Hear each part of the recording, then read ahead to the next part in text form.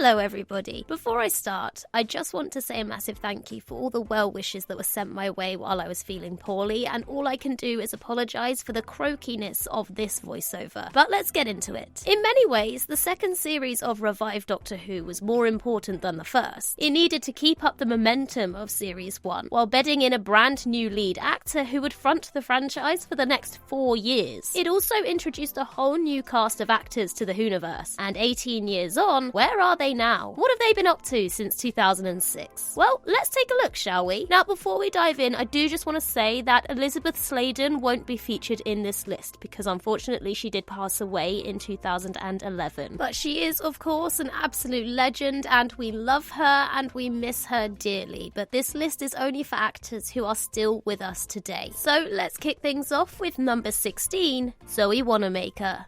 Lady Cassandra, the last human who was little more than a piece of skin stretched over a metal frame, seemingly met her end in the Series 1 episode The End of the World. Russell T Davies clearly liked her though, as she was resurrected to play the main villain in the Series 2 opener New Earth. Perhaps this was because he enjoyed working with Zoe Womer, who returned to voice the character and also played her briefly in her human form. On TV, Womer is most famous as matriarch Susan Harper in the beloved sitcom My Family, which ran for over 100 episodes between 2000 and 2011. In the movies, she played Hogwarts flying instructor Madam Hooch in Harry Potter and the Philosopher's Stone, almost getting flattened by a rogue Neville Longbottom on a broomstick. Since Cassandra finally got put to rest, Womer has taken a regular part in period drama Mr. Selfridge and was most recently seen in the popular Netflix show Shadow and Bone. You might have also seen her in the 2011 movie My Week with Marilyn, opposite the Oscar-nominated Michelle Williams. Hopefully she didn't need moisturising for any of those jobs though.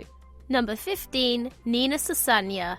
The final episode before Series 2's epic finale was Fear Her, the story of a young girl possessed by a lost alien child that could trap people inside drawings. It was set in the far-flung year of 2012. Oh wow, time really is relentless, isn't it? The girl in question was Chloe Webber, and her mother Trish was played by Nina Sasanya. Trish overcoming the fear of her dead abusive husband plays a huge part in the plot, and Sasanya did a great job adding some depth to what is otherwise an unremarkable episode. Prior to joining the Whoniverse, Sasanya had appeared in Russell T Davies' 2005 drama Casanova, which starred a certain Mr. Tenant as the title character. She also had a small part in the classic Christmas movie Love Actually as Annie, Prime Minister Hugh Grant's private secretary. She's been very busy after her encounter with the 10th Doctor as well. Most notably, she recently appeared in 6 episodes of the Bad Wolf-produced His Dark Materials and played 2 different characters across both seasons of Amazon's Good Omens, once again linking up with David Tennant. In a full circle moment, she also appeared in the show 2012, which was a mockumentary about the planning of the London Olympics. Oh, fancy that! Number 14, Ron Cook. Ron Cook is one of those actors that has never been a big star, but you'll have definitely seen him in at least 3 or 4 things and not even realise. He's been acting since the mid-1970s, cropping up in big-time movies like the 2004 live-action Thunderbirds, in which he played Butler Parker opposite Sophia Miles' Lady Penelope. On TV, he's been in literally everything, including, of course, Doctor Who. Cook appeared in Series 2's The Idiot's Lantern, aka the one with the wire yelling its head off. He played Mr. Magpie, the owner of the electricals shop that distributes TVs to aid with the Wire's evil plot. Sadly, he doesn't make it to the end of the episode, but his company survives long into Doctor Who's future. Cook has continued to stay gainfully employed ever since. In 2007, he memorably appeared in Edgar Wright's Hot Fuzz as George Merchant, and in 2021 he played Austrian leader Franz Ferdinand in action blockbuster The King's Man. Most recently, he joined another major sci-fi institution, playing the role of Willy in the hit Star Wars spin-off Andor. Number 13, Rory Jennings. Sticking with The Idiot's Lantern, remember little Tommy Connolly, the young boy who helped the Doctor and Rose by standing up to his horrible father? He was a good kid. Tommy was portrayed by Rory Jennings, who, despite looking about 14, was actually 22 when The Idiot's Lantern aired. Somebody needs to raid this guy's attic, because there is definitely a Dorian Gray-style portrait up there. Despite showing a ton of promise, Jennings hasn't done much acting since his run-in with the Doctor. He had a brief stint in EastEnders in 2007 and featured in a handful of episodes episodes of The Bill around the same time. Since then, he's pivoted to sports punditry and has built quite the audience for himself on YouTube. His solo channel has around 300,000 subscribers. Not bad for someone whose dad thought he was useless. Number 12. Mark Warren. A lot has been said about Love and Monsters over the years, and very little of it has been good. This Dr. Light adventure centres on a group of regular folk attempting to track the Time Lord down, which pulls them into the path of a hideous alien that absorbs people into its skin, but more on him later. The main character of this bizarre adventure is Elton Pope, a lovely chap played by Mark Warren. Warren has had a steady career since narrowly avoiding the Absorbaloff's butt cheeks. His most notable post-Who role came in the 2017 TV series Snatch, based on the classic Guy Ritchie film of the same name. Warren played corrupt policeman Bob Fink in the first season, earning himself a Best Breakthrough Performance nomination at the National Film Awards for his troubles. He can currently be seen in the Channel 4 sitcom Big Boys alongside none other than Camille Cudjouri. Turns out Jackie and Elton ended up together after all. Number 11. Shirley Henderson.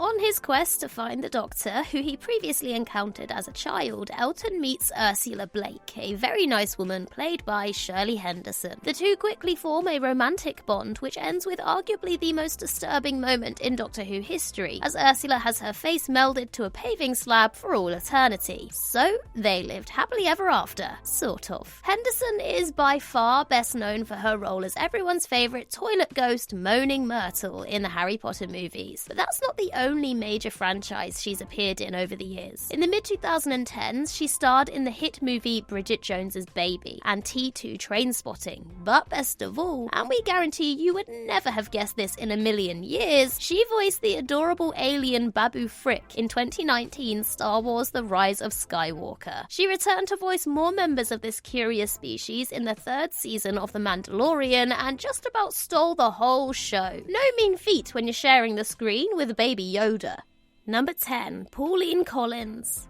In just the second episode of Series 2, the 10th Doctor and Rose got the royal treatment as Tooth and Claw featured a guest spot from Queen Victoria. The task of playing the monarch, who was under attack from a space werewolf, because of course she was, fell to Pauline Collins, who did a fabulous job bringing her to life. Prior to her regal turn, Collins was a star of the stage with multiple awards under her belt, including a Tony and a BAFTA. She was also in the second Doctor serial The Faceless Ones in 1967, and was later offered the role of companion but declined. Her loss. After Tooth and Claw, she appeared in an episode of Merlin in 2010, which was basically Doctor Who but with magic. Here, she played the love interest of Richard Wilson's Gaius. Though she hasn't been working much in recent years, she did have a sizable role in the TV series Dickensian between 2015 and 2016, which imagined a world where famous characters from across the Charles Dickens universe all existed in one place.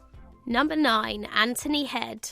When the Doctor reunited with Sarah Jane Smith to battle an infestation of krillitanes at a London school, he discovered that their leader had taken the form of Headmaster Mr. Finch, played by British acting icon Anthony Head. At the turn of the century, Head rose to prominence as the well-spoken mentor Rupert Giles in the Buffy the Vampire Slayer TV series. Considering he was already used to a Monster of the Week format, it's not surprising that Doctor Who would eventually come calling. He remained in the Whoniverse after his single episode had aired, voicing the villain Balthazar in the animated serial The Infinite Quest, and narrating series 3 and 4 of Doctor Who Confidential. Elsewhere, he's had a prolific career in some huge TV shows and movies. In 2018, he voiced Alfred Pennyworth in the animated flick Batman Gotham by Gaslight, and in 2013, he played the centaur Chiron in Percy Jackson's Sea of Monsters, taking over from Pierce Brosnan. But his greatest post-Who role has to be the smarmy West Ham owner Rupert Mannion in Ted Lasso, a part in which he was fabulously hateable. Number 8. Raji James. Dr. Singh has one of the most unintentionally hilarious deaths in the entire history of Doctor Who, and this is a show where a bloke once got eaten by a chair. In the Series 2 finale, Doomsday, the cult of Skaro announced that they want to assimilate all human knowledge. They do this by placing their plungers around Singh's head before sucking out all of his brain juice like he was a fleshy Calippo. It didn't look like a nice way to go, but it sure was fun to watch. The ill-fated Doctor was played by Raji James, who EastEnders fans will recognise recognise as Ash Ferreira, part of one of the most hated families in the show's history. James's bad luck in Albert Square didn't put him off appearing in soaps, however, and he's recently enjoyed stints on both Coronation Street and Hollyoaks. Do you think he's going for some sort of soaps record? If so, he's got to be nearly there by now. Number 7. Will Thorp. In the fantastic story The Impossible Planet and the Satan Pit, the Beast, allegedly the Hooniverse's version of the Devil, possesses a member of a deep space exploration crew named Toby Z, which leads to all sorts of nastiness later down the line. Toby was played by Will Thorp, who did a terrific job acting as the human host of the Beast's evil influence. Before this casting, Thorp had appeared in 48 episodes of medical drama Casualty as Paul Woody Joyner, and the work hasn't slowed down since he was sucked into a black hole. As well as appearing in numerous theatre productions, Thorp bagged the recurring role of Chris Gray in Coronation Street between 2010 and 2011, and also appeared in a show that featured a lot of our Series 1 list, Shakespeare and Hathaway Private Investigators. For some reason, it's a magnet for Doctor Who alums. He's currently starring in the Channel 5 adaptation of All Creatures Great and Small, a new version of the 1970s show that propelled 5th Doctor Peter Davison to fame. Number 6. Clare Rushbrook. Aside from featuring as Toby's colleague Ida Scott on the doomed Sanctuary Base 6, Clare Rushbrook's other major contribution to the Hooniverse was her role in the infamous Doctor Who Weakest Link special in 2007. Spoilers, she didn't last long. After her dalliance with the Beast, the Devil one, not Anne Robinson, Rushbrook continued to appear regularly on British TV, returning to prominence with her leading role in comedy series My Mad Fat Diary, for which she received a BAFTA nomination for Best Supporting Actress in 2014. Hollywood has also beckoned. She starred in Netflix's Enola Holmes opposite Millie Bobby Brown and Henry Cavill, and had a blink-and-you'll-miss-it role in 2019 Spider-Man Far From Home as a disgruntled Stark Industries employee working with Jake Gyllenhaal's Mysterio. She was last seen playing Jenna Coleman's concerned mother Carol in the 2023 Amazon thriller series Wilderness. Needless to say, Ida Scott and Clara Oswald make for one hell of a duo. Number 5. Sophia Miles.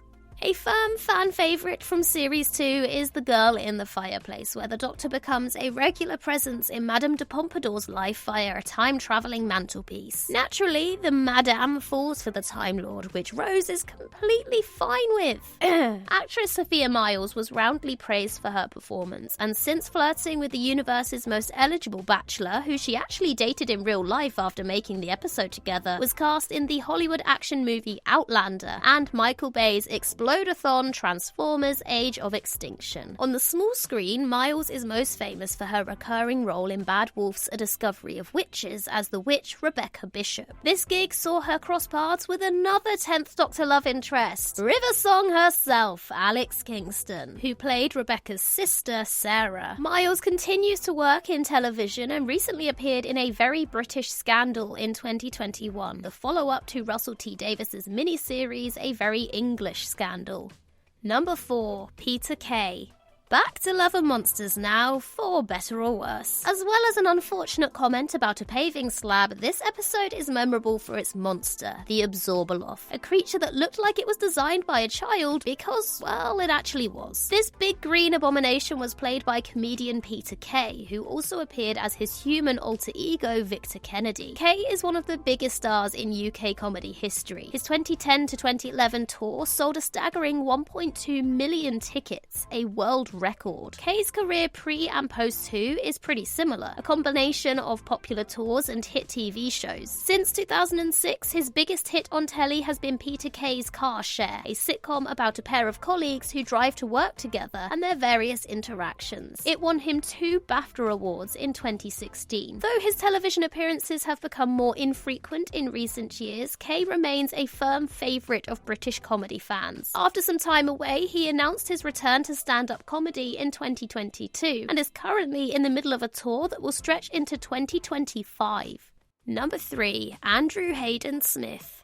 When the Doctor, Rose and Mickey end up in a parallel universe and witness the genesis of the Cybermen, they join up with a ragtag group of freedom fighters to help defeat the metal monsters. One member of the gang is Jake Simmons, a baby-faced rebel with spiky hair and a northern accent to die for. He appears in both Cybermen episodes and returns for the series finale, each time played by Andrew Hayden Smith. Hayden Smith got his lucky break when he visited his sister on the set of Biker Grove, which led to a long-running role in the iconic teen drama series and kick-started his acting career. Post 2, however, the Cyber Slayer has mainly stuck to presenting and appeared on 2013's Doctor Who edition of Pointless Celebrities, where he partnered with Nicola Bryant. He returned to acting with a recurring role in Hollyoaks between 2016 and 2017, which marked the last notable credit to his name. He's very active on social media, however, and often posts snaps of his adorable little dog, Freddie.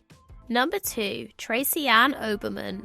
If you want to talk about some of the overlooked powerful characters in Doctor Who, how about Yvonne Hartman, who was so mentally strong that she resisted being converted into a Cyberman for Queen and country indeed. The ill-fated head of Torchwood was played by Tracy Ann Oberman, who was a mainstay of British TV comedy in the early 2000s in big shows like Big Train. She continued to appear in funny roles after Doctor Who, most memorably as Auntie Val in the sitcom Friday Night Dinner, which is where most viewers today will likely know her from. No entry on this list would be complete without some non-Doctor Who connection to Doctor Who, and sure enough, in 2021, Oberman was cast in Russell T Davies's seminal AIDS drama It's a Sin as Carol, main character Richie's acting agent. Seriously, Russell, just make some new friends. Funnily enough, Oberman will next be seen, or rather heard, reprising Yvonne Hartman for the Big Finish audio box set I Hate Mondays, which launches in May 2024.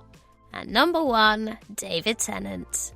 When Christopher Eccleston announced that he was leaving Doctor Who after just one series, fans wondered if his replacement would be able to continue the revived show's momentum. And it's safe to say, he did alright. David Tennant's stint as the 10th Doctor turned him into a national treasure, and he remains firmly in the conversation around the best actors to play the part. Since leaving the show in early 2010, he starred as grouchy detective Alec Hardy in Broadchurch, written by future Doctor Who showrunner Chris Chibnall, Kilgrave, the twisted main villain in Marvel's Jessica Jones Netflix series, Crowley, a wickedly funny demon in the Amazon series Good Omens, and his greatest part to date, Scrooge McDuck in DuckTales. I mean, that's the dream right there. He's showed some incredible range too, recently playing serial killer Dennis Nilsson in the miniseries Des, and Russian defector Alexander Litvinenko in the drama of the same name. Oh, and there's also the whole 14th Doctor thing, but you knew about that, didn't you? His many other roles are far too numerous to list, and he'll next be seen hosting brand new game show Genius Game for ITV. It's highly likely that Tennant is actually a Time Lord with the amount of work he manages to get done. Well, that's all the Series 2 actors, but of course we have covered the Series 1 actors too, so make sure you check out that video too. In the meantime, I've been Ellie for Who Culture, and in the words of River Song herself, goodbye, sweeties.